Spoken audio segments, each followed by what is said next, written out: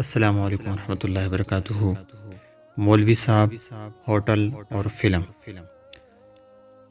شہر کے بیچ میں جامع مسجد کے دروازے کے سامنے ریحان کا چائے کا ہوٹل ہے۔ اس کا ہوٹل خوب چلتا ہے۔ اس نے ہوٹل کی دیوار پر 50 انچ کی LED لگا رکھی ہے، جس پر سارا دن لوگ فلمیں دیکھتے ہیں، ہندی، انگریزی، چائنیز اور کبھی کبھار رات 10 بجے کے بعد والے شو بالغ افراد کے لیے ہوتے ہیں۔ ریحان کو فلموں کی کافی جانکاری ہے۔ ہارر، رومانوی، تاریخی، آرٹ، ہر طرح کی فلموں کا وسیع علم ہے۔ ریحان 5 وقت کا نمازی بھی ہے۔ جیسے ہی اذان ہوتی ہے، وہ دکان چھوٹے لڑکے کو سونپ کر مسجد کا رخ کرتا ہے۔ اس کا ماننا ہے کہ پنجگانہ نماز کی بدولت ہی اس کے کاروبار میں برکت ہے۔ یوں ریحان کا سارا دن فلموں میں اور 5 مرتبہ کچھ منٹ مسجد میں گزرتے ہیں۔ مگر تمام لوگوں کا ماننا ہے کہ ریحان ایک نیک اور نمازی پرہیزگار آدمی ہے۔ مسجد کے امام کا نام مولوی حافظ عبدالسبحان ہے۔ 25 سال کا خوبرو، بارش نوجوان، تازہ درس نظامی کر کے آیا ہے اور مسجد میں بلا معاوضہ امامت و تدریس سنبھالی ہے۔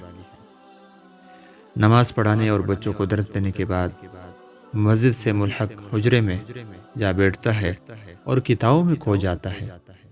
کل عصر کی نماز کے بعد مولوی صاحب کا چائے پینے کا من ہوا تو مولانا صاحب کے دل میں خیال آیا، کیوں نہ آج اپنے ریحان بھائی کے ہوٹل سے چائے پی جائے۔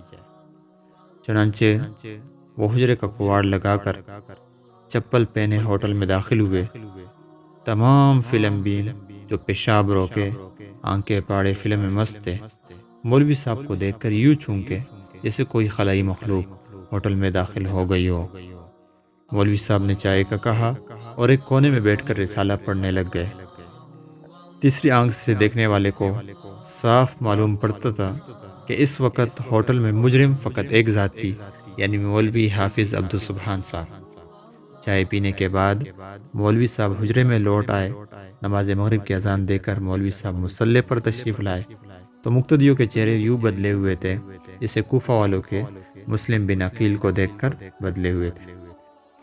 اطراف میں بات پھیل چکی تھی کہ مولوی صاحب فلمیں بہت دیکھتے ہیں اور ان کے پیچھے نماز جائز نہیں۔ مولوی صاحب کی چھٹی کروا دی گئی۔